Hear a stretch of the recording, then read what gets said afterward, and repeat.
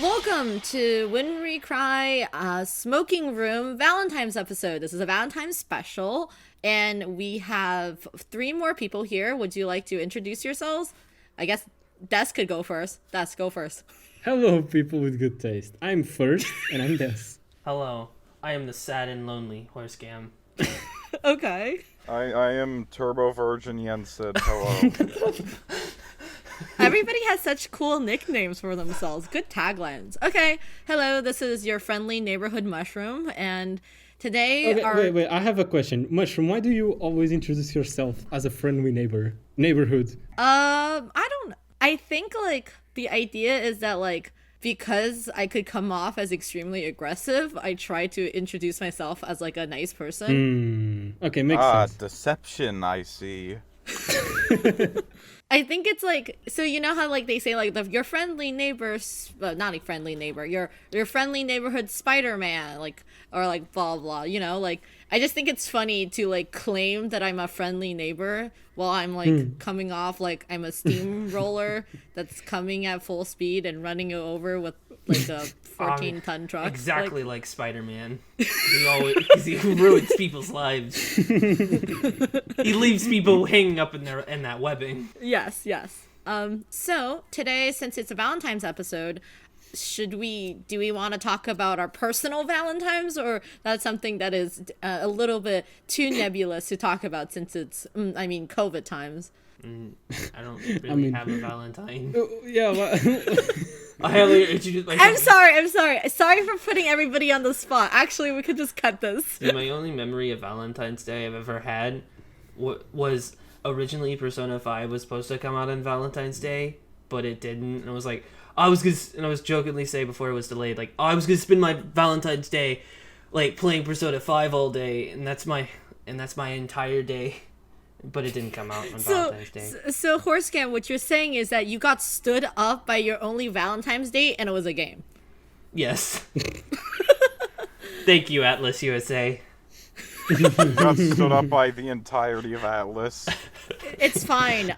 It's really funny to me because back in, like, 2015 or something, I was so excited for Persona 5. Like, they already had trailers at that time. So when, like, 2017 or late 2017, late 2018, when the game actually came out, I actually, like, really didn't care about Persona 5. Like, I waited for the game for another year for the price to drop at least to, like, $15, and then that's when I bought it. Wow. It's funny. Because no one laughs. Mushroom, it's funny. well, like, So mean. was Anyway, I didn't get into the Persona series until So- 2015, so I don't know, like, really much excitement for the Persona 5 trailers until, like, the official one came out in, like, 2016. Oh, so you weren't a Persona fan before that? I was a Persona fan before 5 came out, but, like, I didn't get into the series until a little bit before the trailer for 5 was announced. Oh, the very fancy trailer? Yeah, the one. Not the one with the chairs and the thing Oh, where yeah. it said, coming in winter 2015. Yes. I was a part of the chair trailer. My first Persona game is Persona 4, and it was great. I love it. So I'm a part of the Persona 4 people, so. I got into Persona 4 Golden in, like, 2016 just because I got a Vita and I was like, alright, time to find something. Yeah. There's no games on here. I literally just got a Vita just because I wanted something to play Binding of Isaac on the bus on. Aw. Yeah, I played Persona 4 first because I got an emulator for PS2 and was like, I want to play something, and I looked at the emulator list. I saw Persona 4 and I was like, I've heard this game before. I've never really looked into it, so I'll download it and play it, and I really liked it. Yeah, it's a good game. Like, everyone on the Vita subreddit was just like, Persona 4, it's the most amazing game of all time to ever exist, so I was just like, might as well. I mean, Golden is pretty good. Then, like, I got Persona 5 when I was, like, 15, I was like, this is the most amazing game ever, I love it so much, and now I'm just like, that was stupid. I mean, Persona 5 has really good graphics and really good gameplay, but, like, at the same time, it's, like, the plot is kind of stupid, and the we live in a society meme is basically, like, I'm I'm a Joker, baby. Like, that's basically. Yeah, that part of the community is like the most cringe things. Like, So cringe. I remember last year, people actually wanted the Phantom Thieves in real life, and I was like, that is the fucking most cringe thing I've ever seen. I don't normally say stuff like that. It's like, that is the fucking stupidest thing I've ever heard anybody say. And I thought Break Free Persona was stupid as well. Remember that one fucking tweet about that one image from an anime convention where it was just Phantom Thieves card saying, "Dear Donald Trump." Okay.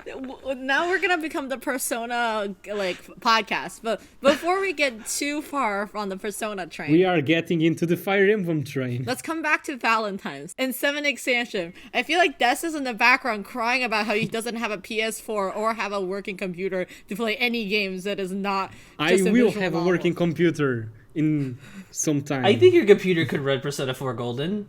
Golden's pretty easy to run. It's Yeah, like- I was gonna say Um, Golden's pretty easy to run. I have Golden. First game. I think you do not understand the fact that my computer does not run Minecraft. How do you expect it to run Persona 4? Wait, how does your computer not run Minecraft? Minecraft is written in Java, the easiest, most universal language. Does it still not run with Optifine? I don't think it runs with anything. Like, it runs, but it runs at like 3 FPSs. So, essentially, it does not run it. Have you tried downloading Optifine? I do not know what that is. I don't think Optifine could improve something that's only 3 FPS. I feel like Optifine is the type of thing that helps you run things if you have 15 frames per second, maybe you can get 20 frames now. But I don't Or think... if you're having consistent frame droppage, where you're not getting an even 30. Oh yeah, or that. Anyway, so Valentine's. So Des suggested that we should do a Valentine's episode, and Des had all the enthusiasm as a kindergarten teacher, where his first thought was that he wanted everybody to write nice things to each other so we could present it on the podcast. And of course, when Des asked me if I did anything for this podcast, I said no. It was Chinese New Year yesterday, and I was celebrating that. So that's my excuse. I didn't bring anything nice to any of you, so I guess sorry. No one did except for the teacher. I was lazy. I'm going to be honest. I was lazy and I didn't really think about anything. Let me do a Valentine's thing right now. Let me just no. edit it right now. Oh God. Well, Des, did you have anything bring to the class? Yeah, I'll show you your things in the end of the class, because now we have an episode to record. I'll show you at the end of the episode. Well, we're still recording. Okay, sure. Okay, so clearly Des is a very good child, and he brought something good for the class. Anyway, so today, since it's Valentine's Day, and we are all, I guess, we have love in our hearts because we all read, I don't know, VNs that completely destroyed us as people. Let's talk about viability, relationship, shipping chart madness of the 7 expansion. Okay, who has thoughts and who wants to go first? Should we start with Umineko or should we start with Higurashi? Higurashi would be easy to get through, but Okay, let's go from Higurashi then. I think chronologically, Okay. let's go. Okay. I guess we could have a timestamp on screen for people who haven't read Higurashi so that they can jump to the Umineko part. Yeah, okay, so full spoilers for all the things we're going to okay, I want to share what my main ship is that I feel is better, because I know a lot of people are like, oh, Keiichi Ren's ship is the best ship. It's no, I think Ooh, Keiichi are you Mion. a Mion? Yeah, I think Keiichi Mion is a better relationship, because I actually really think Keiichi mellows Mion out more than anything. Yeah, actually, I read this really interesting thing about Mion. Mion, who's the Shion. Yeah, you get the idea. Mion that we know of, the gun-carrying Mion. Anyway, so The real Mion, not Shion being Mion. Yeah. I love Mion in the way that she is actually the only person that doesn't go crazy on any of the routes or go and kills her friends, basically. It's kind of surprising if you think about it. Everybody else does crazy killings, and she's the only one that never does it, and she's a genuinely nice person. And I don't know, I think it's cute. I mean okay, much. Yes, what's your thoughts? You're committing a grave mistake. You're committing a very grave mistake there. You just said that Mion is a very good person because she doesn't go insane. Everyone can go insane. The reason Mion doesn't go insane is because she has the habit of consulting her friends when she has the need to. because like I would say Rena and Mion are on the same level of being a rational person instead of being an emotional person. So I would say Rena is would be as likely to get the syndrome as Mion, if not for the fact that she has an enormous weak point, which is her household. Which is, she only goes insane when her household is disturbed. So like if Mion had a big weak point like that one, she would go insane as well, I would say. Oh, I guess so. So a good way of not going insane is having a very big support net. Yeah. Yeah, and being more rational than emotional as well. Yeah, because Mion is more rational than anybody else. Like, she thinks things through. No. Rena is more rational than everyone else. Really? Yeah!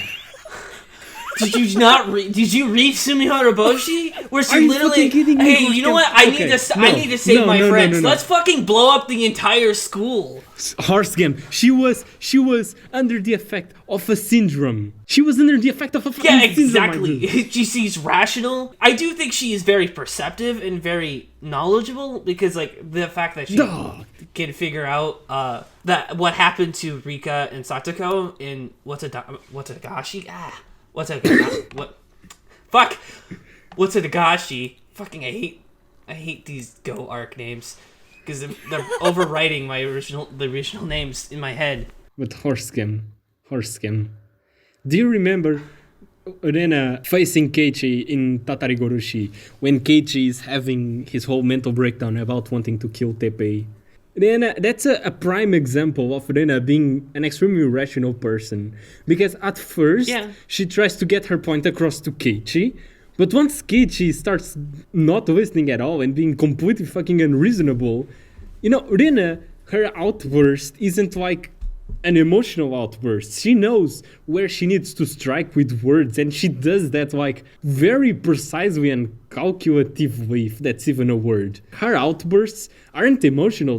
Those things have a specific thing she wants to achieve with them, and it works.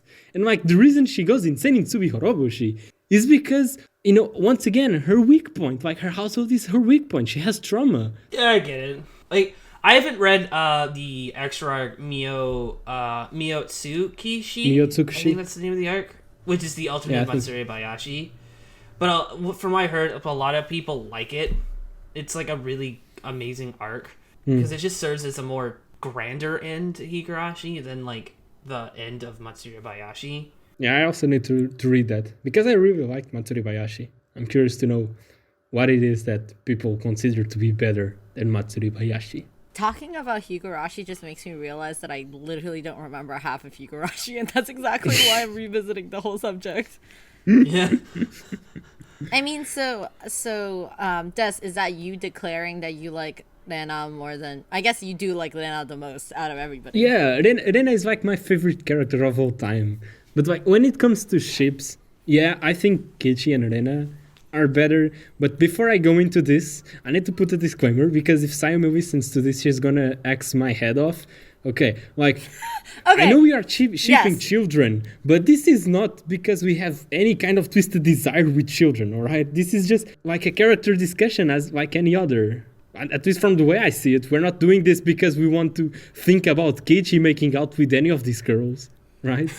Okay, I actually wanted to mention something like Des. I totally want to mention this because I remember the whole conversation about shipping younger children and stuff. And the thing is like I got into anime when I was like 11 years old. Like when I was watching anime, characters were my age. So to me, I saw there was nothing wrong with the idea of like shipping two characters together, and even for people on the internet to be crazy enough to write OCs to ship themselves with like other like fictional characters. However, after I turned 18 and even after I turned 21, it made me really realize that's something that every time I would be cosplaying or writing fanfic or even engaging with any of the anime media in general, I will be then doing I'll be basically cosplaying characters who are underage. I will be writing about characters underage. And that's like a really weird feeling because then the whole concept of like, oh, is this like now bad because I once was okay doing this? Like what's the legality of that? And the thing is like shipping characters who are like high schoolers or like, I guess you're just entertaining the concept of it. And even if we wanted any character to be together, and like even in a more romantic way than just like, I don't know, holding hands and gazing longingly into each other's eyes, like they can all happen after they're 18. So just a disclaimer on that, I guess. Just discussing who he has the best dynamic with. I think that's like a normal discussion, right? Because the reason I like Rena and Keiichi is because of their dynamic. Just feels so... They like complement each other so well. There's like in the text, the script, there's this really cool metaphor with them, which is that like Keiichi is the red flame that burns brighter and like, how can I say it? It's like expressive and outgoing, whilst Rena is the blue flame that like looks calmer but can burn hotter than the other flames. In that like, that explains their dynamics so well, especially in the things they do in Minagoroshi and how they go about things. I don't know. I just really like them. I think it's inspiring the way they interact with each other. Hello? Was I having a monologue? Fuck. Okay, I guess I'll try logging off. Fuck. Well, thank you, Discord. What the fuck? Hello? Alright. Hello. Okay. Yes, are you sorry. okay? Is Dest out? Like, because I was really confused if it was me or if it's other people, so. Why am I still on the call even though I am not on the call? Yeah, he's under really robotic. Hello? Why the fuck did the dope... Yes, can you hear us? Dest, can you hear us? Why the fuck did the dope fucking acrobat or whatever the fuck this is just randomly open up and now it just randomly closed itself? What the fuck? Why did I just lose my internet connection? Did he die? He spoke. That's robot theory. What? What is this madness? Yo, good thing I'm getting a new laptop. What the fuck? Our friend Des is actually just a AI that's made. He doesn't actually live in like Portugal. Portugal is a fictional country. Okay, yeah. I told you, Portugal is just Spain. Des would cry. I'm gonna do a battler moment. I haven't seen Portugal. Yeah, Des is gonna cry if we hear you say this. He's in the call. He can't say anything, so he's. If he can't speak, he can't. His opinions don't matter. Exactly. What is this madness? Why am I still on call? I am not on the call. I just lost my internet connection again. Wow. Great. Well, I guess I'll try using mobile data. Des is dead. We killed Des. We killed him. Should we just stop the recording? Holy shit. No, it's Hello? okay. I'll just. Hello? Yeah. It's easier for us to have like all collectively a long recording Hello? for me to instead for me to like stitch Also, I everything just realized together. we're 20 minutes in. I thought know. we were I mean, just Hello? like I thought start we were another shorter. recording Hello? with Des synced if he No? has stopped recording. Or... Jesus Christ, Des. He's gone. Yes. He's dead. What the hell happened to you? Shut the fuck. Ah! Des? Hello? Yes. Hello? back. Anyone? I can hear you. Yeah. Can you we hear can me? hear you. Hello? I can Oh, he can't hear us. No, I can hear you, but can you? Okay, you can hear me then. Yeah, we can hear you. Did you stop recording? Because I didn't. No, I did Okay, not stop I recording. Did you didn't fucking stop recording? No. Okay. Wait, did you stop recording, I Yensid? didn't. Nobody No. did. Ah, cool. Literally, okay, we were just told, don't stop recording. Don't stop recording. Podcast people. Okay, so now since we have passed by the legality of it, like if it's a good idea for us to ship people, do you want to move on from Higurashi yet, or do you have more Higurashi thoughts? Well, we can talk about Tomitake and Takano. Yeah, I think that's a cool thing to discuss. Because that's a relationship that's not really...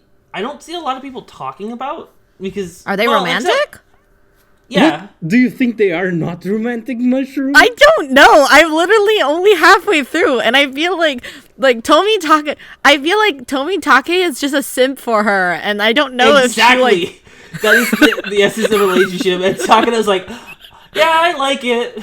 I feel like Takano finds it really convenient. Like, I don't think she like loves this man. I think she just thinks it's like, oh great, like I have a personal simp. Like, this is gonna make my life extremely easy because this dumbass is just gonna do whatever I tell him to do. And then like Tomitake is like, wow, she just looked at me. I'm so happy. I think Takano sees in like Tomitake like someone who can protect her and protect like her ideals, even though like she it mostly is using him No, I think Takano loves for that, him. but like I think going forward after the end of Matsuri Bayashi, like that's the way she kind of views him. Okay, is that what you got from her monologues? Because from what I got is that she actually liked Tomitake. Like from the beginning, then like why would she just murder him?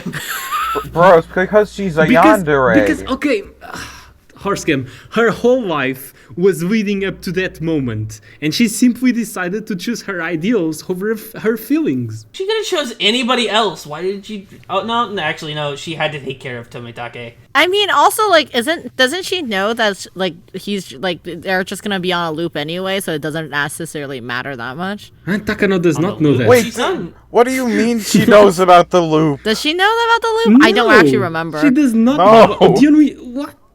Only Rika does. Only Rika does, so she just okay. Maybe it's like this type of scenario. Like, I mean, like, let's pull Danganronpa into this, but it's like the whole idea of like, oh, I'll kill you because you matter so much to me. So like, you're the only person I kill, like that kind of shit. No. Okay. No. Okay, I have to pull in my brain of Danganronpa Mushroom, to talk about Mushroom, that. the reason Takano kills Tomitake, okay, here's what happens. Her whole life was leading up to that moment. Then she approached Tomitake and was like, yo, I'm about to do this. Are you with me or not? Then Takano, she says that like, yo, I want you to be on this with me, but if you aren't on this with me, then I'm not gonna let my emotions get on top of my ideals and the thing my whole life has been leading up to. So like, I want you to be with me, but if you don't want to do this with me, then I'll have to kill you, dog. And that's what happens. I guess so. Actually, see, like, I'm glad that I get to be on episodes where people talk about Higurashi because I could just say really stupid shit and people get really mad at me about it. I hope people in the comment section could lynch me about it. I say stupid shit all the time. Well, I don't, but because most of it's in my head. But like, if I do speak something stupid, I want to try to speak more stupid things. That's why I want to be more book club episodes because I don't remember much about Umineko. Yeah, they're really fun.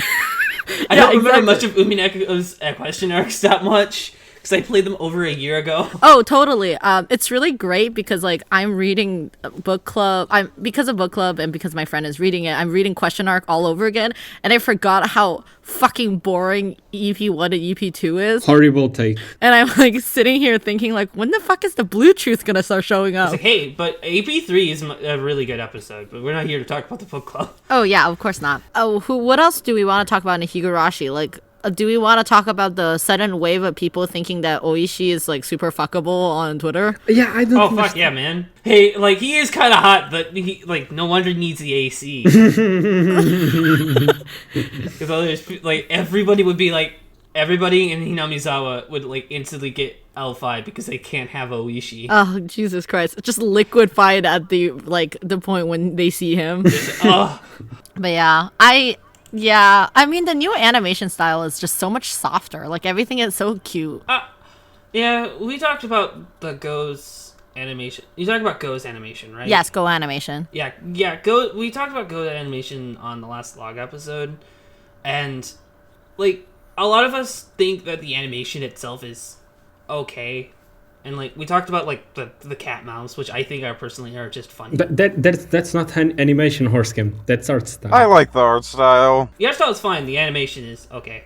Alright, I you guys see. ship Tepe and Rina? No, what the fuck are you talking about? Get out! Get out of here! I mean Ritsuko. The true ship between Nena is her gigantic KFC Colonel Sanders Colonel Sanders. or whatever they have it in whatever version because it's different in the visual novel and the anime. Rena killed Really? Tepe because of how much she secretly loves him. Okay, Oh can my we stop? God. Can we stop? Can we Because stop? in the Can anime, we it's stop? called a Kenta doll, right? Yeah. And then I think in the visual novel, it's called like it's something similar to Colonel Sanders, but I don't remember the exact name. It's like that part where like in Umineko when they instead of talking about Disneyland, they say like Destinyland or something. Why did they talk about Destinyland? I think it's when Cross is talking about how like, oh, like buying real estates and shit, investing in stuff, and like people love traveling now. There's gonna be a Destinyland in Japan. Something. Ah, yeah. I tuned most of that like money dialogue out of my head when I read them. Yeah. Like that scene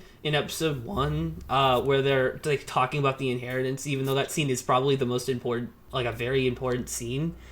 Like I just went through that scene like half asleep because it was so Same. boring. That scene was like the first scene in episode 1 where it was like, ooh, things are happening. Yeah. I love how in the first thing they just casually name drops Angie and then never mentions her again, and you're like, what? Yeah, because when Angie's brought up in the end of episode 3, it's like, what? Who is this? Yeah, they're like, who is she? Oh, I saw this just on a really random note. I saw this Twitter account that said, this tweet that says, if you try to kill everybody around you just to trap your friend just to trap your friend that you like in a time loop as a lesbian, you're valid. And I was like, I think they're trying to talk about Go, but I have no idea. I don't know what the actual plot is. But like, it sure was a funny tweet, I guess. Wait, would this be for a separate thing or? I don't know. I just read that. It was like somebody wrote that as like their tweet. Okay, yeah, that is probably Go. But yeah, okay. So Umineko time? Umineko time. Okay, Umineko might be intense. All right. So let's start with our most hottest takes. I think Kawabata, Amakusa. Let's go. Wow, is that a ship? Is like Amakusa? Yes, it's a ship. Kawabata owns a ship, so basically he can be shipped with anybody because he owns a ship.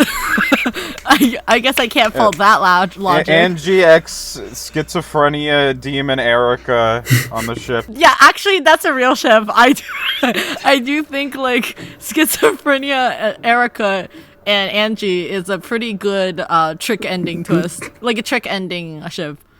They're also on a ship, so you know she could. Rikishi thought everything out by putting them on a ship. Yeah, I haven't seen the trick ending. I should. Wait, have you never seen the trick ending? I know what happens in it. It's just I haven't actually seen it because I only seen the magic ending. Aw, that's so sweet. Who the fuck reads a VN and is just like, I am not going to look at this ending in the one choice? Yeah, Horsecap, the only fucking time you have a choice in Umineko and you just chose one ending and then we're done with it.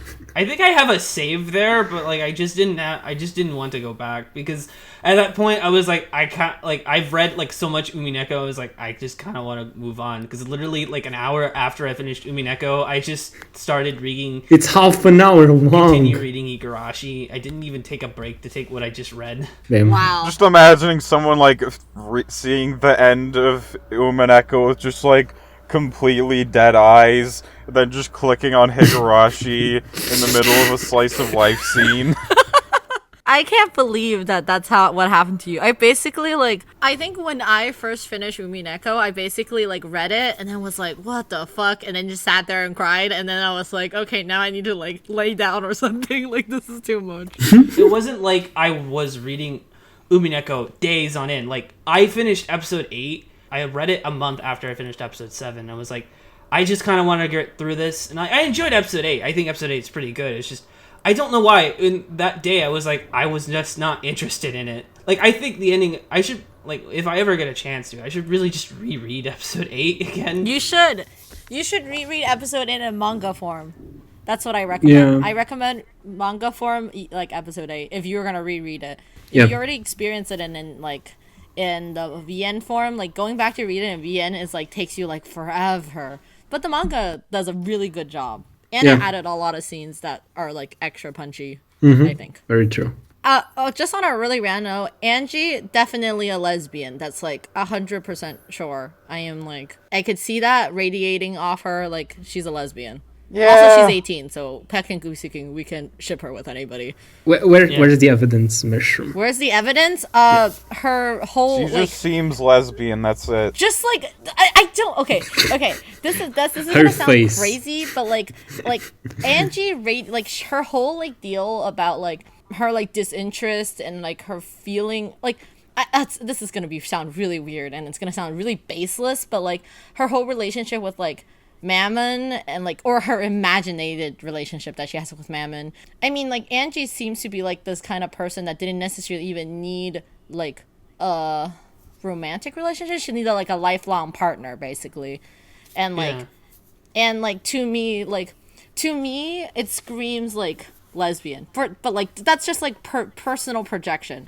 Funny story is recently I was listening to this like strange yawn video where she was telling this like story about how like reading about this post about how like, oh, like you know, like, have you ever had those like baby gay thoughts when you were a kid and you were like, I don't want to get married and have a boyfriend, like I want to, maybe I could just live with my roommates forever and then we can just both not get married and just live together. And I was like, and I always like thought about like the whole like quote unquote baby gay thoughts are like super stupid, like they're like, oh well, like I know like blah blah blah moment when I was gay or something. But then I was like, oh god, like I definitely had that thought when I was like maybe in 5th grade that I was like, I don't want to get married to a dude, like I just want to live with my roommates forever. And I was like, that's probably a sign. But anyway, the point of the story of this is that Angie gives me that vibe. That's the whole point. Like, and her whole like her whole like very emotional scenes with like Mammon, even if it's like all like imaginary, is like very gay. Okay, admittedly, I don't remember those scenes very well. Okay, it's like EP4, so like Yeah, that's a long time ago. I think that's exactly 2 years ago that I read EP4.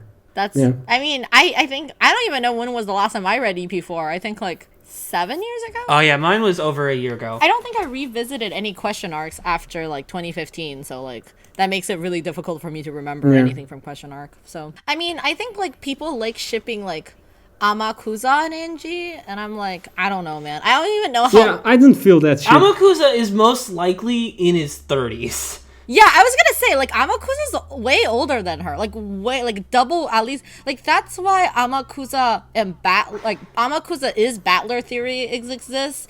Because, like, the age kind of would make sense. But, like, he's at least, like, 30. Like, at least. I'll just go to the fandom wiki for Amakusa to see if they have anything for age. I just seen the bio. I just seen the bio, fantasy race, human. Well, anyway, I have a ship in Umineko that I want to discuss, which is... Okay, what's your ship in Umineko that you want to discuss? I mean, it's not my ship, it's a canon ship. It's Jeska and Canon. Any Yasu ship is shallow as fuck. Okay, I don't think I need to touch upon Shannon and George's ship. George is literally the only person who was nice to them, going out of their way to be nice. So like, I think that's shallow because you don't actually love George. He was just the person there. And like, George to Yasu is just like, oh, I guess Yasu likes me, so I guess I like her as well. Yeah, like, what? It's shallow. What does It's shallow. George like out of Shannon? I think it has a lot, like, that has a lot to do with, like, now we're gonna really steep into, like, really weird territory about, like, George says something about, like, oh, he was jealous that, like, Shannon was really good friends with everybody else, and he was like 6 years older than everybody, so he couldn't hang out with the kids basically, and he was jealous of Battler. And I was like, so did you like date Shannon because you were like trying to prove Battler? Like, what is I this? feel like a lot of attraction on his side is just like kind of deep-seated domination more than anything. Oh, Yeah. that's very true. Like, both with like age and social status. Totally. He probably himself thinks that he really loves her. Yeah. Yeah, well, because like George just wants Sayo. He doesn't want to be with Sayo. He literally just wants Sayo, if that makes sense. Yeah, like as in like I could like not like maybe like not in exactly like I can own you way, but kind of like, oh, like you are mine now. Like, do you know what I mean? Like that's exactly. It also kind of says something that the romantic partner he wants is his servant. Yeah, that's not a good look, you know. Not just like socially being above her, but also just I want wife who will do everything for me. Yeah. So what were you gonna bring back to Jessica and Canon then? I feel like everyone talks about Shannon and George, but no one talks about Jeska and Canon, because like it's equally as shallow. Jeska is attracted to Canon not because she likes Canon, but because it's almost literally the only boy she has access to. Yes, correct. That's very true. and like Sayo towards Jeska is just Sayo trying to understand themselves. Yeah, At least that's how it comes across to me. I guess so. Like, how do you guys feel about this?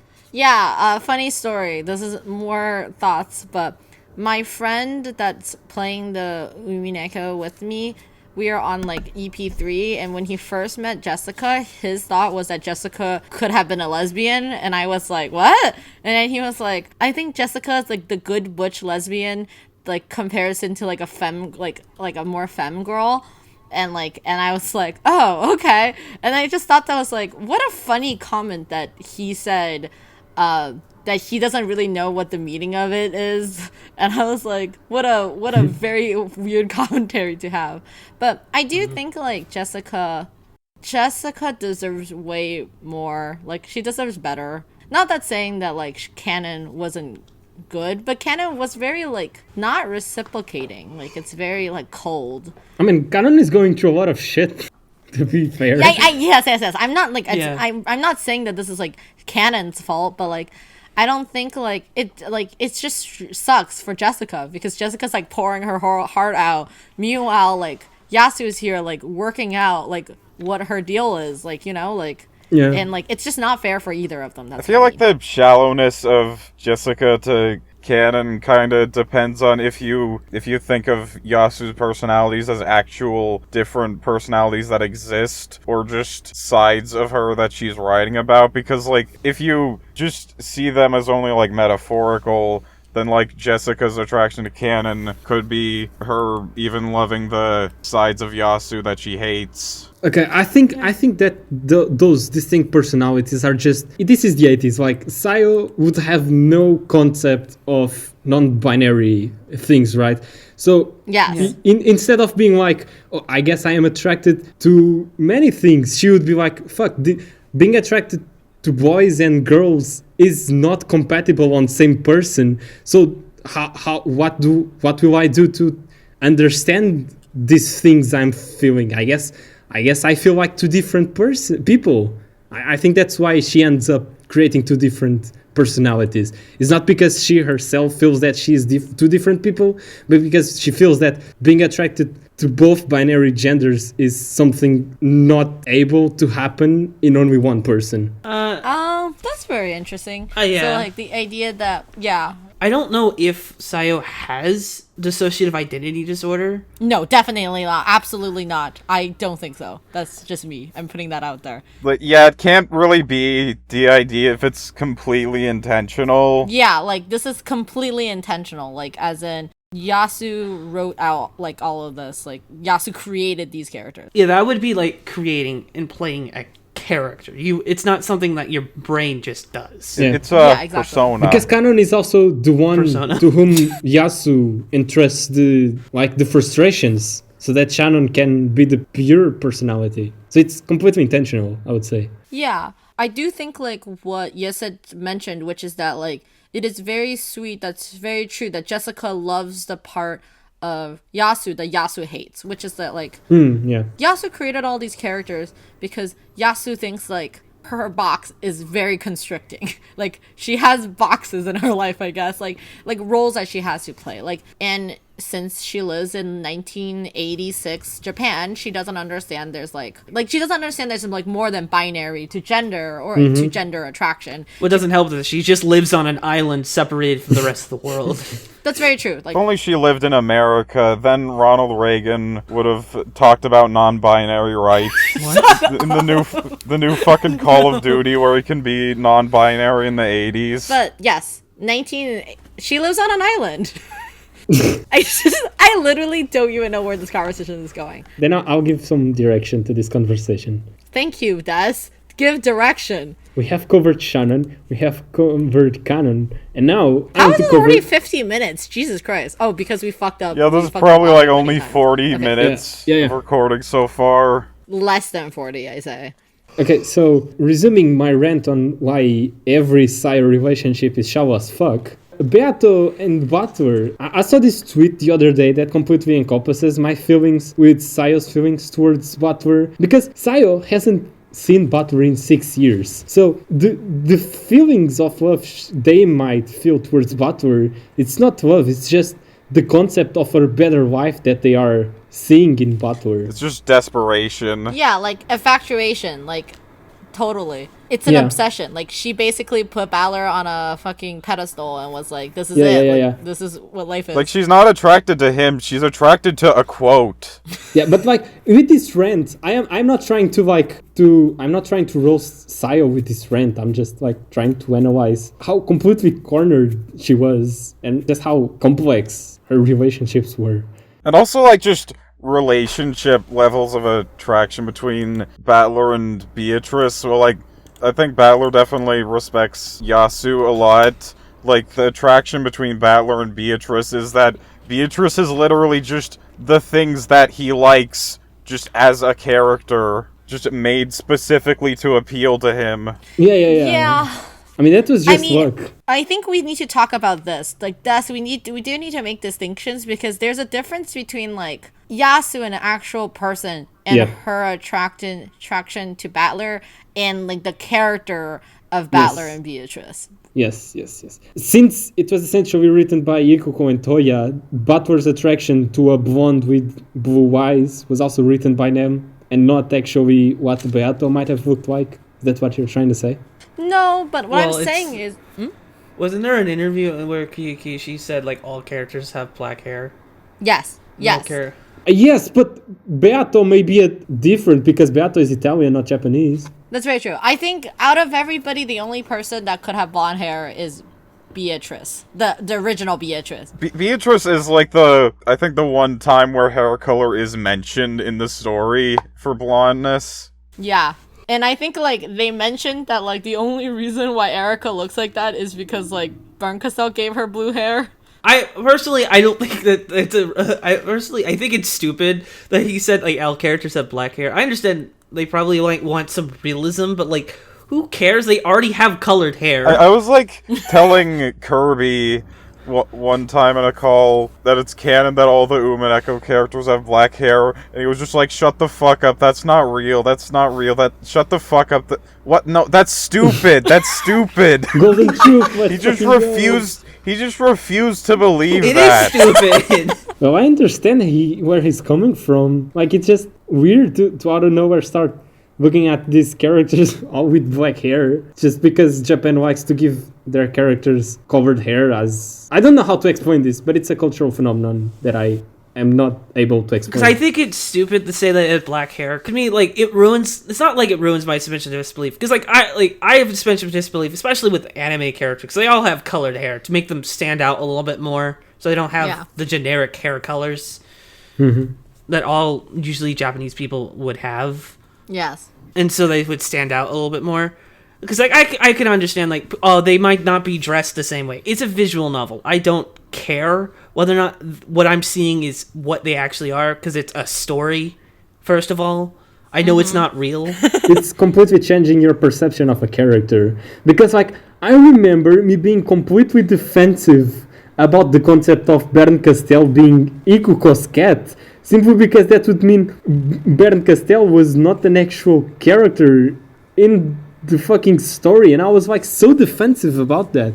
It's just, it's something about suddenly changing your perception of a character. Oh, but I love that. That's so good, though. Yeah, that's kind of how I felt about, like, a lot of episode 8's reveals on, like, how the story was even, like, made, just because, like, it's still fiction either way, but it was just changing my perception of the story, even though nothing is exactly changed. Yeah, I understand what you mean by that, actually. I was gonna bring up this game, Pathologic, but this is gonna be amount of spoiler to Pathologic. But in Pathologic, basically at one point in the story, you get to an ending, and the game just basically is like you meet these two characters, and you realize that the whole game is actually just a story that's created by two children playing games, and you realize like everything you worked on is kind of like just basically just a children's game. Yeah, and then I think you're able to talk to like either them or the developers, and they're just like, why does it matter? So it's just a story. Why does it matter? Exactly. Like,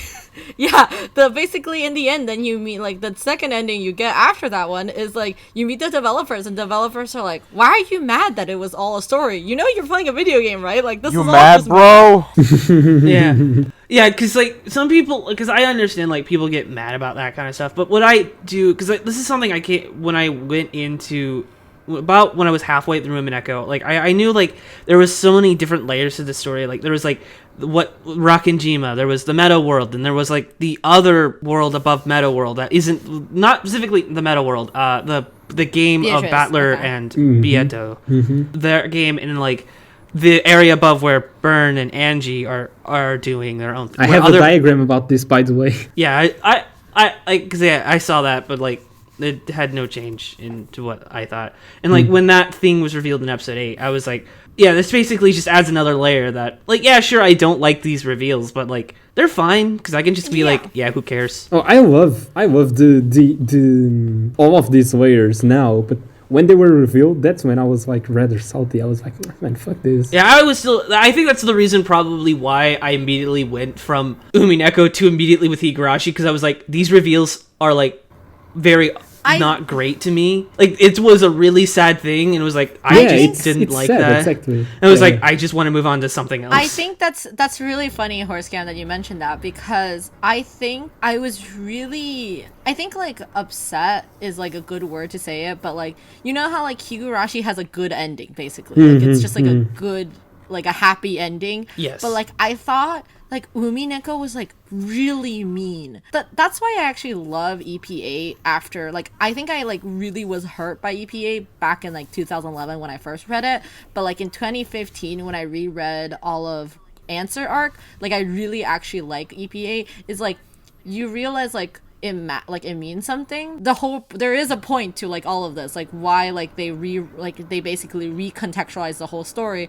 EP8 like truly like rips everything open for you. Like it just like shows you the truth and basically tells you like, oh, like maybe the meta world, it doesn't exist. Like Beatrice, that's what I mean by like Beatrice and Battler's relationship in real life, which is Yasu and Balor's relationship, and the fantastical marriage that they have, and the happiness they like, the good banter they have, and like the whole dynamic and chemistry, those are all not real, and that's super mean for you to like read that much for them to like tell you. Now looking back on it, I think that fits within the theme of Umineko, of like that whole golden truth thing of like you believe whatever you want to believe. I mean, it's not as simple as that. And I think that fits really well, because if I want to believe that the magical thing was a real thing that happened, I can believe that. Even though, like, yeah, there's this evident truth that disproves that, I don't care. No, Harscam. No. That's wrong. The message of Umineko is that I believe whatever the fuck I want, even though there's evidence that contradicts it. The message of Umineko is,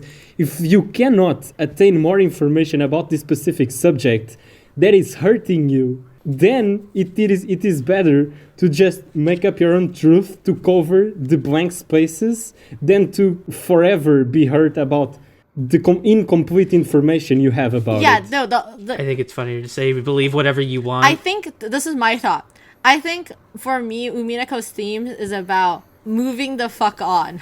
Like that's the whole point. It's like try to remember good parts about your like good parts about the path, and try to forgive. As in like, instead of imagining like your family is like hate each other and like always despise each other, and your brothers gone forever, like try to imagine your brother being like happily passed on, find a witch girlfriend, and is like living a happy life, and then move on with your life, and like not try to like spend like, I guess like 12 years of your life like obsessing over it. I think it's like what I got from Umineko. It's almost like there's more than one theme in this story. Wow, magical! It's crazy. I know. Yeah, imagine if you could resolve a entire game or story's theme into one idea or one word, like Persona does. Oh, society. We live in a society. Or MGS2 being like, okay, so the theme is meme. The theme is meme. Okay, may I drop a bomb on this conversation? Okay, what's your bomb on your conversation? I have 11% battery on my phone. 1% or 11? 11%. Could you go charge your phone? Can't you plug it in? No, because I'm standing on the hallway waiting for my package to possibly arrive. Do you not have like an outlet near you? I have, but for it to be charging, I cannot be on the place I am now. Do you have your laptop nearby? Yes, I am dumb. I will be back in 2 minutes. Because you could just plug your charger into your laptop. All right, so what did we talk about when he's gone? I don't know. Should we talk about the MILF? The MILF? Yeah, all of the MILFs in Umineko. Oh yeah, let's talk about the hottest MILF. I think hottest MILF goes to it's a really hard decision. Hottest MILF. I can't actually. I was gonna jokingly say Natsuki, but actually I like Natsuki as a character. Yeah, no. He's a really great character. I was gonna say hot. I was gonna say this thing, which is that like there's actually a lot of people on Tumblr who ships Natsuki and Eva. Like that's a real ship and it exists. Yeah, I've heard of that like a lot, and I was like, it makes sense, but like I don't like that because I don't remember them talking to each other that much. No, they talk to each other all the time. As in, like... They do? Because a lot of times I remember the question marks, either one of them is just dead. Horsecam, you truly do not remember the question arcs. All of their talking is Eva screaming at Natsuki how she's she should shut up and find father and like that she's worthless and she should she's just a glorified handmaid, and then Natsuki's like you can't say that about my husband, and like I also have a one-winged eagle on my heart, and then Eva's like, I don't see your fucking one-wing ego. Like, shut the fuck up. Go sit in the corner, Nazi. That's basically all their interactions. That's probably why I don't remember. They all blur together because they're basically just the same. They're all it's very mean. Like, it's fairly just that's a lot of screaming, I guess. And a lot of Natsuki getting really exasperated and Eva pointing a fan at her, basically. We can agree that the most pure relationship in all of Umineko is Hideyoshi and Eva, right? Yeah. Yeah. Yes. Yeah. Yeah. Hideyoshi, good man. True. Yes. I don't know. I find Hideyoshi sometimes just sad, especially that scene in EP3 was oh no. Wait, as in he runs into his wife murdering everybody, and then his wife was like, "Oh well, I guess it's time to kill you now too." Yeah. I found that really sad. I was like, oh, she probably did not want to kill him. Well, yeah, but I mean, the good thing is that scene doesn't exist. That's just Eva culprit theory. So was that actually what happened in the solution? Is that she did intentionally kill him? Because I thought that one of the solution presented was that it was accidental somehow. I think it's accident. I think at least the manga. I think most of the murders are accident, except for the ones in the mansion, because I know Rosa and Maria's were an accident. I don't think they were. Well, Maria wasn't, but Rosa was. No, do you think Rosa was? Ava just killed Maria because she couldn't have any witnesses, and Maria would definitely... Maria's death was an accident from a Simpsons reference. I don't think it was an accident. I think they got into an argument, and then Eva just impaled Rosa on the fence, and then had to kill Maria. Yeah, I think, that's my personal theory about what that scene is basically they argue, they lash out, Rosa fucking slipped and got impaled by a fence, and then... you watch Disenchantment, you watch the show Disenchantment, in the first episode, a character just accidentally gets impaled, I think, by just lowering their head onto a sword. I was that's exactly what happened with Rosa. Rosa just kind of went, slowly got impaled by a fence. Yeah. I mean, I also have watched another, and I have seen classic scenes of the girl getting impaled by an umbrella. Yes. The umbrella scene. Probably the best death in another. I think when I went into Umineko, my favorite character design was Rosa, because I like Same. I like Mizuhashi Rena. Is that what her name is? The voice actor Koimitsu. The voice actor for Rosa. So her character was my favorite when I first went in. Just a good character design. Yeah, I liked her as well. She is actually probably one of the best. She's actually one of really good in the fighting game. She has a really good character design because she looks the most unique out of everyone. It's the only human fighter that fights with a gun. Everyone else fights with their fists or magical weapons. Yeah, I mean, if we're gonna talk about Golden Fantasia, which we one day should make an episode about, we could talk about what everybody's fighting style is. My favorite is actually Shannon for some reason. So. Oh yeah, Shannon.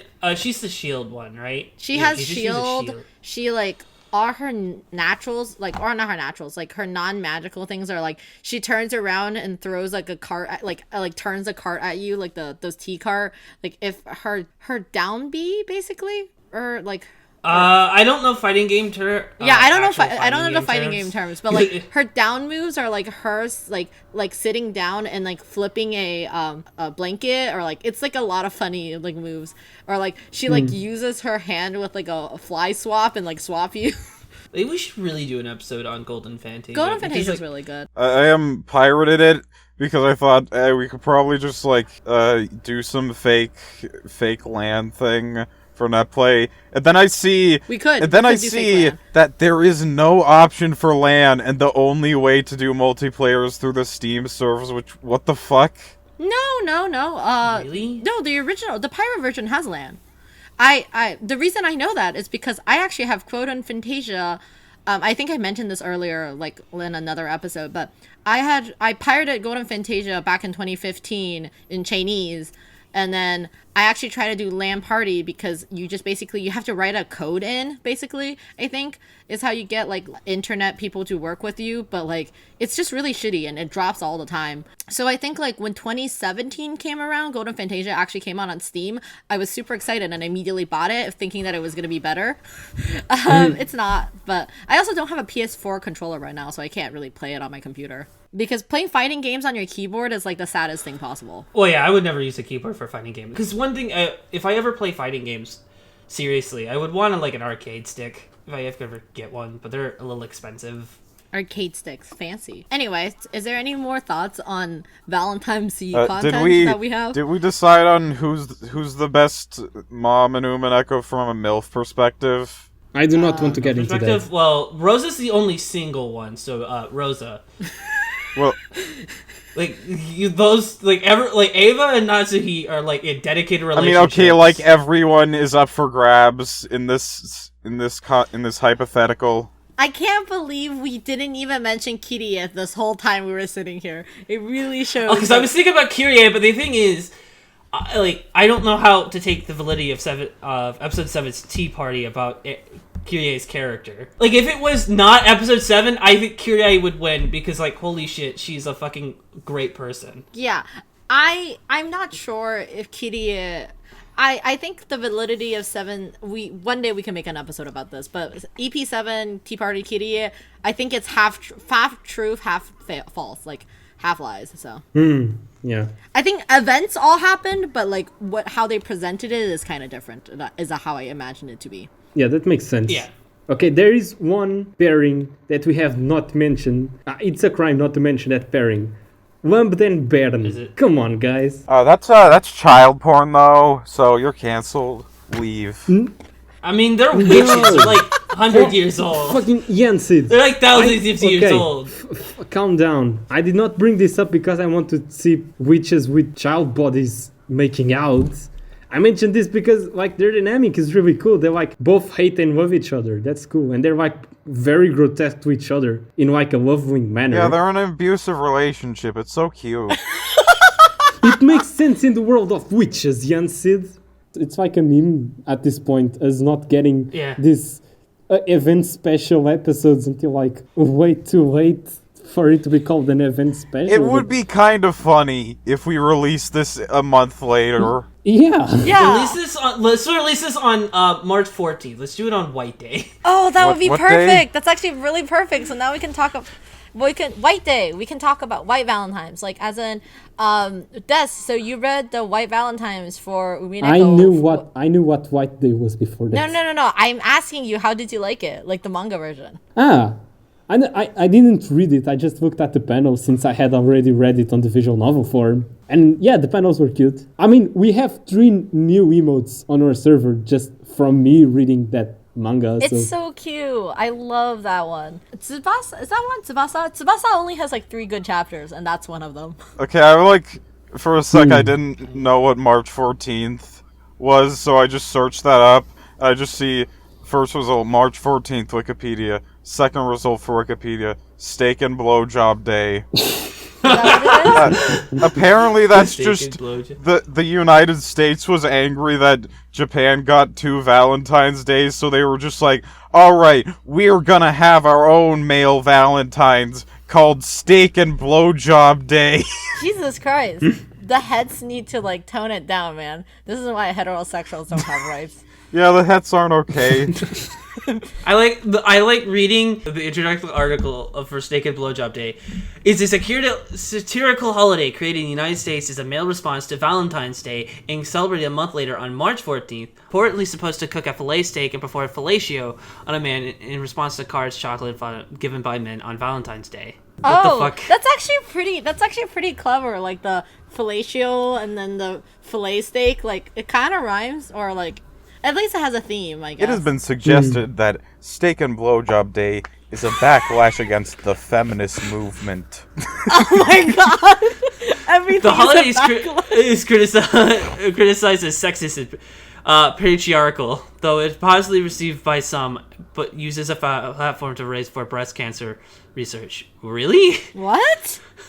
Okay. This is very weird. All right, we need to title this episode Steak and Blowjob Day. Yeah, that's the name of it. So, like, yeah, since we're doing a white day, we want to talk about the DILFs. We want to talk about Dilfs? how Okay. hot You want to talk about hot Hideyoshi and Rudolph and Hot Clawstar? Hideyoshi and Rudolph. Dudes in this young Genji, very And good. Genji. But he's also that man's really gay. Is so- there any manga images for young Nanjo? Yes. Oh, young Nancho? I don't think so. No. Gap. Well, no, Nanjo doesn't have dialogue in the past. No. Unlike, He only attained speech in 1986.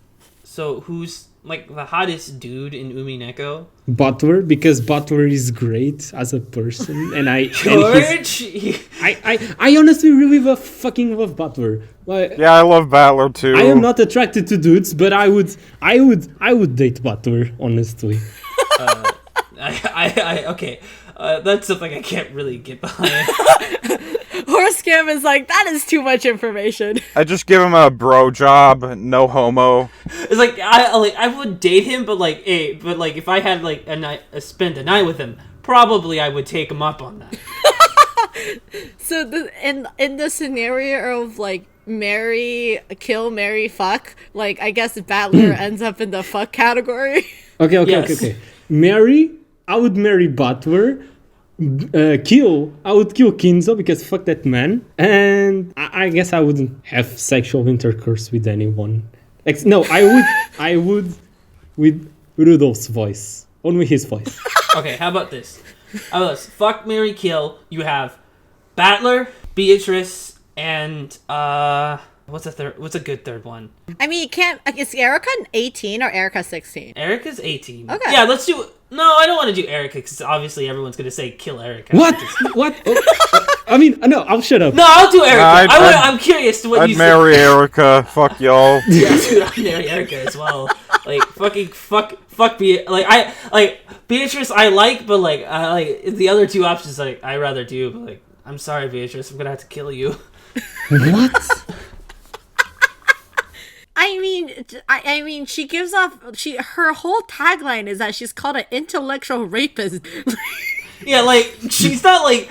It's like, Yeah, like, she walks into the room and says, "I'm an intellectual rapist." Yeah, and, yeah, everybody in the room will go, "Oh okay, no!" like she literally walks around with tape. If she's not into bondage, like what else would she be into? Like, There's literally like an image of like her in like tape bondage, like it's in like an official art book. Also, Yeah, episode exactly. 6, she was literally graduating from intellectual rape to rape. I do think like Erica and Delanor is a pretty good pair. This is just me Yeah. throwing that out there. Erica is probably somewhat gay. Somewhat gay. She's gay curious so far. Yeah.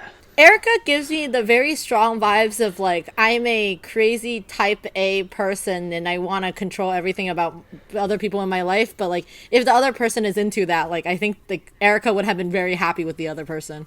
I feel like Erica wants to be on the same like page with the other person constantly. That's my personal thought. So what in your scenario of like marry, fucking kill, who were you, like what was your choices? So as much as I love Butler, I would have to kill him simply because I couldn't bring myself to kill Beato. What? That's stupid. No. If I am to answer this honestly, then of course I would kill Erika because I love Butler and Beata too much. Of course I would fucking kill Erika. It's like just for the pod, I'll say that I'll fuck Erika simply because I don't know, she's just my thing, I guess. Okay, I didn't really understand the options I had, because then I'd also marry Beatrice and I'd kill Erica just because I think she'd enjoy that. Yeah, maybe she might be into it. Plus, like, wouldn't it be fun to like get married with either Battler and Beatrice and be like, "Hello, this is my husband Battler, or this is my wife Beatrice, and this is my husband's wife." I'd feel so powerful if I was able to fuck Battler with Beatrice as my wife and just talk about my wife Beatrice. Yeah, I'm watching this on my couch with my wife's boyfriend. And just like he's just in the fucking chains. He's like, there's no ottoman. Like, Valor is the ottoman. That is the end of episode 2. Like, if you haven't, like, that's what you should call the last part of episode 2 when you get to that.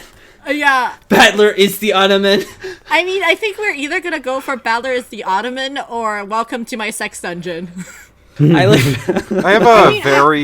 have a very important question to ask. Does Erica have breasts? Because look at this image, and now look at this image. That the saddest thing about like with the hentai thing, I think there's more Maria hentai than fucking Erica hentai. Really? Which is fucking disgusting. That's really fucked up. I don't even know that. I think like that's fucked up though. Yeah. Just saying for everybody who's listening to the podcast, pedophilia is bad. Fucking Yes. fuck Yeah, pedophilia. don't do that. Yeah, don't. If you're a pedophile, fuck off. Yeah, fuck off. Don't listen to this podcast. Also, if you're like Oh, you guys are map phobes, okay. Map phobes. map. Get out of here. But like, I'm just saying, like, I remember this guy in my high school who was talking to me about anime, and then one day I told him, I was like, I don't really understand why people like lolly characters. Like, that's so creepy. And Then did you suddenly go Defense Squad? Okay, so like Wait, he what? suddenly like grabbed my hand and was like, "Do you have any problems with people liking lolly characters?" And I was like, "What?" I was like, and I was like, "Okay, like, oh no, yes." Like, and then he was like, "Do you have any problem with it?" And I was like, "Please just let go of my hand." I was like, "I guess." And then like he let go of my hand and was like, "Oh, thank God! I thought we can't be friends with you anymore." And I was like, what? Like, what was that about? Are you trying to proclaim to me that you're into lolly characters? Like, what is this? And then... Okay, let's take a bet. How many subscribers do you think we're gonna lose after posting this episode? I don't think that we only have like 125 people, and like if you have ever listened to me on any book club episode, I basically is just like, fuck Nazis. I don't know. I guess is fuck Nazis a very very controversial Yeah, we have thing to say. Saime always calling out pedophiles in every episode. Yeah. Like, okay, I will say, I'm fine with people liking lolly characters. I don't see the appeal myself, but like, the lolly hentai and the stuff like that is questionable. It's very questionable. I have the niche opinion of lolly porn is not pedophilia, but it's still bad. Yes. Okay, yeah, that's a good way to put it. I think like there is a fine line. There's a line between like liking anime characters that are young looking and actually like thinking real children, like as in like real meat children are like fuckable. Like I think there is a difference between that. Like I feel like there are a lot of weird people on the internet that would vehemently say that like, I only find anime lollies cute, like I don't find real children cute. And I'm like, sure, that's good. Like I guess you are a advanced pedophile, that you're not a pedophile. You just like, you're a Cryptophile. I don't know. I guess there is a difference, but I still don't want to see that pop up on my timeline. Oh yeah, no. Yeah. Okay, so what were we on? I guess. Yansid asking how many subscribers we would lose. I guess my answer to that is I don't think our Higurashi Only fan base is that big. Yeah. You don't think so? Okay. I mean, Do you think? Okay, question, Des. Do you think we have more Higurashi fans that are in our podcast listeners, No. or more Umineko fans? Umineko, and Umineko plus Higurashi. I would say think our both. Higurashi only audience is really small. yeah, because we do spoil the original Higurashi and Umineko. Yeah. in our Yeah, we don't have vlogs. any Higurashi only episodes. I mean, except for the first Furude Shrine, I think. That's hilarious. Yeah, I mean, I was actually talking to this with Newt, another YouTuber who does like Let's Plays of like 7 expansion stuff. And I was telling him, I was like, hey, like, I found out today about your Discord because I was going through people's like Let's Plays and watching like people Let's Play Umineko and commenting on it. And then how I would constantly just see the same people commenting. Like, basically, I could like, there's this one commenter I will forever remember called Waka Moon, and I just see this person's comment everywhere. I literally recently just found a new Umineko Let's Play, and I scrolled down and I saw Waka Moon's comment. And I was like, this is insane. But like, I think Umineko fans basically just go around YouTube and comment on different Yeah. people playing Umineko. Like, that's it. Yeah, That's I've basically- seen our commenters on other Umineko videos. Yeah, I have. Yeah. Like, there's like 10 comments and they're all commented by the same person. Like, it's great. It's pretty hilarious. It's insane. I mean, if you could find my real name, you would find my comments in Umineko comment sections all the time. It's pretty wild. Is there anything else that people want to mention? I like how I don't like romance in VNs usually. When a VN's trying to push a waifu, I'm just like, shut the fuck up. But then in this one VN that isn't a dating sim, I'm just like, fucking step on me, Beatrice. Step on me, mommy. Because I think it works. Because I think Ryokishi knows how to work in romance kind of naturally. Because Yeah. I feel that in like Rose Gun's days, where like there's a bunch of romance in there, especially more than the other novels he's made, and like I think they work really naturally, even though sometimes their execution is a bit questionable, but not in a way that's awful. I do really like Balor and Beatrice's dynamic. Like, fantasy Balor and Beatrice. Like their whole yes. thing. EP6. EP6 is my favorite, like, EP, so that probably says a lot about me. But I also will say, I like the partnership between Will and Leon. Like, they don't have to be, like, they don't have to be romantic, but Leon is, like, a great character, and their relationship with, like, Will, just like their whole banter, very good. Like, it's just really cute, and I like the implication in the end of EP7's manga that it basically just implies that like Leon, Will, and Claire just basically live together as like roommates, and then like that's how they live their life. Like, that's kind of funny to me, but I just wanted to put that out there because I completely forgot that they are really interesting as characters, and you only meet them in one EP basically. I mean, I would debate you on that. I don't think Will is that interesting. I like his concept and his role in the story, but I never warmed up to Will, I guess. Yeah, I guess you had this conversation with me, Des, that you didn't like Will. Yeah. No, I had the conversation with you that I didn't like his design. I never went into not liking his character. I like Will, mostly because like his short time in the story is like very not impactful, but it feels like it's different than what it has been before. He feels like a really different character Yes, than the other that is characters true. who's been introduced. I agree with you. Because like I appreciate him more than reading Rose Gun's Days because his character plays more like a Rose Gun's Days character than Ah, that makes sense. I like Will, but kind of I like him in the same way that I like first-person shooter protagonists, and not like a visual novel character. Because like he's just, yeah, because he's basically a shonen character in this. he's just in this visual badass novel. detective man with the sword. He's so cool. That's Yeah. very true. He reads like a OC that got inserted in, which is exactly what had happened to him. Definitely, with that single red hair strand, definitely an OC.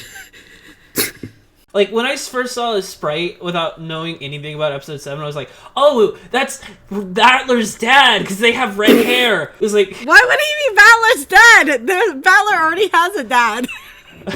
when I saw it, like, it was revealed, like, holy shit, because I finished episode 4 when I first saw it, when I was looking at stuff on the subreddit, and I just saw, like, not subreddit, I was on the pictures of the Steam page. It was, like, it showed, like, because the image is, like, of Leon and Will. Yeah. Yeah, I actually hate that. I hate how Steam Pages like reveals characters that you're gonna meet later on. That's stupid. I was gonna say before episode 7, I like kept seeing Will without any context for him. So when I was in episode 6 with the parts of Battler trapped in the purgatory room because he wasn't voiced, I just thought I was playing as that guy, and I also just assumed his name would have been Yasu.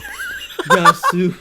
Yeah, I just built this, like, incomplete information character. Yeah, because, like, you knew the culprit's name without any context of who that person was. Okay, like, one of the very first things that I ever heard about Umineko was one of the very first visual novels to ever exist is Portopia: A Serial Murder Case.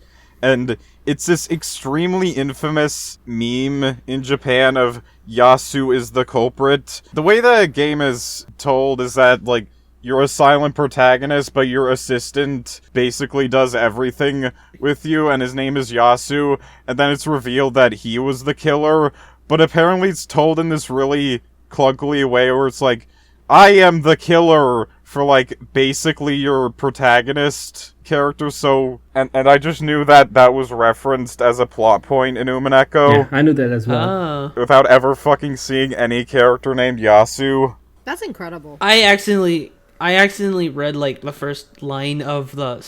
Because on the old mobile version of the wiki, it literally had every page together instead of having them separated. So I accidentally read the spoiler section for EP1. I was like, oh no. Because it literally starts, the culprit is Zayo Yasuda. It's like, what? That's so funny. I hate that. I think I have never met somebody, or actually, I don't know if I have met anybody who truly didn't get any spoilers without getting into Umineko. Like, I got spoiled that Yasu was the murder, like, was the culprit. Because this was back in 2011, and I was reading the wiki page for Umineko. I think this is even before I read the VN. So, like, I watched the anime first, and then I was like, hey, I don't know what the fuck is happening. Could I go read the wiki to find out what it is? And then I think I just read something like, they were like, oh, and Yasu is the culprit. And also, Yasu is Shannon. And I was like, what? Hey, I did not read that. And then I had to go read the VN just to figure out what the fuck that meant. Well, I read that, like, that they were disguised as Shannon. I thought, like, oh, they were pretending to be Shannon. Instead of being like, she is just Shannon. Ah.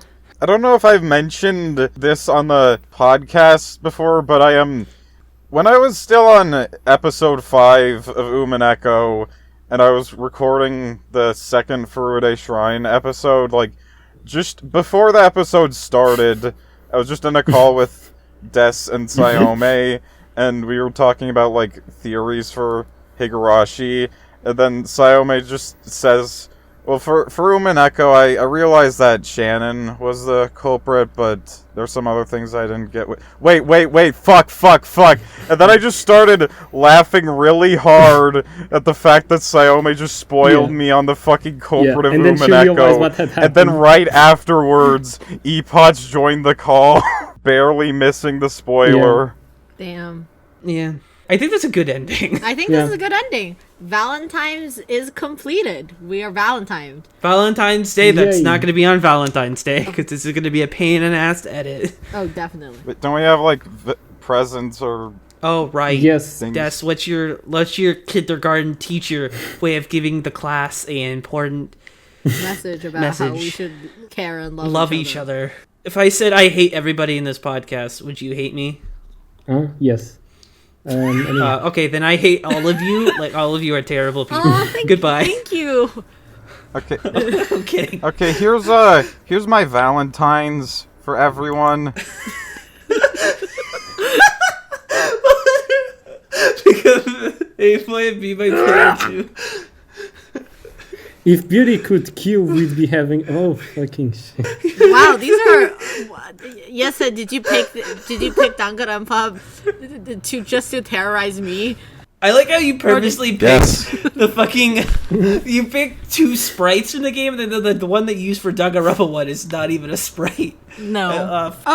Is she the bad trans representation?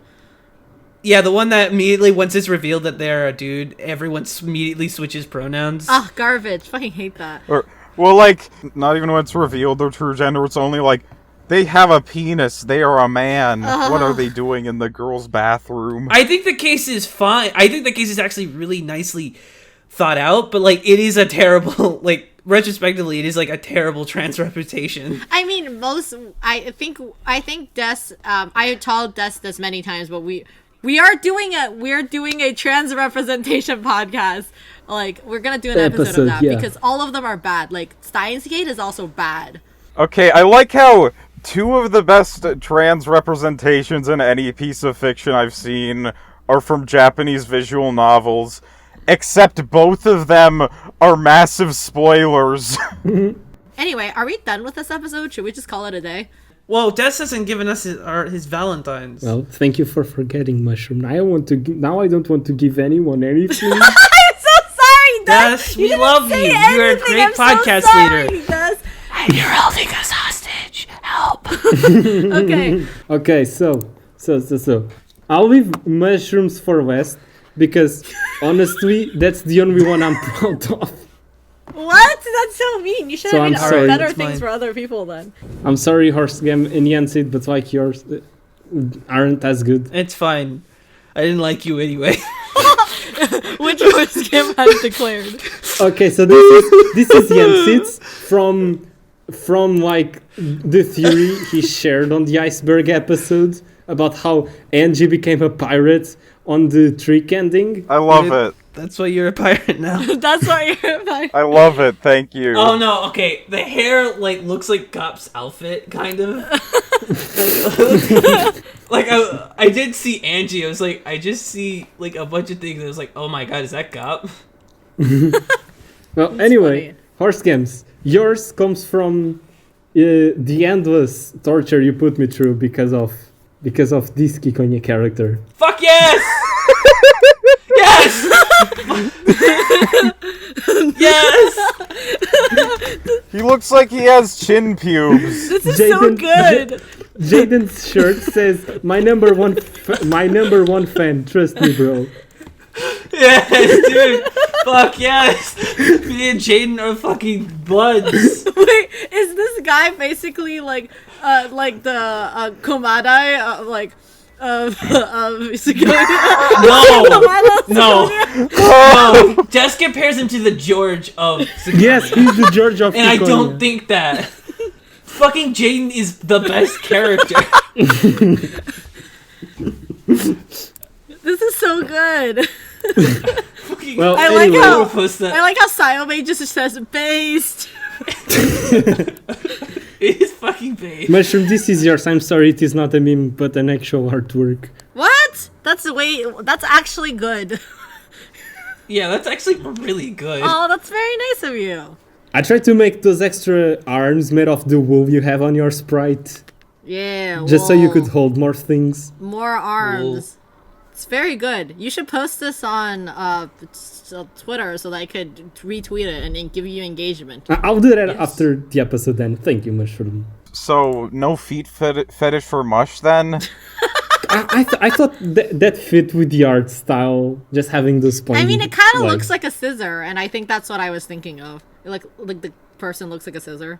Okay, yes, it is now a Caesar. That was totally intentional. A scissor turned human. Full Umineko character. Is that supposed to be a jab on that I am a lesbian? Just kidding. Whoa! No, it is not, but it can be if you want to, I guess. No, back off. Do you understand what you have on your right hand? Because I think that can be confused for the razor. Oh, it's the sound bites. It's sound bites. Oh, it's Audacity. it's another track. It's a fucking Audacity. I like how like The audacity. I like how I went to listen to the log episode. The only comment I wanted to write was snip snip. Oh, this is very funny. Anyway, should we end Okay. the episode now? Yes, happy Valentine's, people.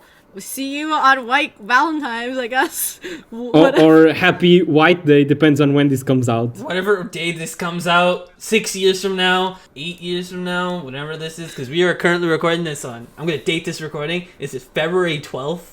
Yes. 2021? Thank you. I like the fact that you feel the need to say the year. Yeah, just to make sure we didn't accidentally release it next year, Valentine's. Yeah, we could because we still have 2 episodes that were never released that we could release at any time. Exactly. If Des ever wants to. Would we even fucking keep the podcast on that long? I have no idea. Well, that just all depends. I guess it just really makes if we have that much content to do. Yeah, we could just make it a visual novel podcast at that point. Yeah, we could. Yeah, I feel like we could do Fire Emblem podcast. I do hope that for the podcast we can just kind of go that's it. We've exhausted when they cry content. We will never exhaust when they cry content. We finished. And then they would make a Umineko anime. And then maybe we could just start again. I don't think we will ever run out of when they cry topics. If this ever ends, it's not gonna be because we have exhausted Umineko.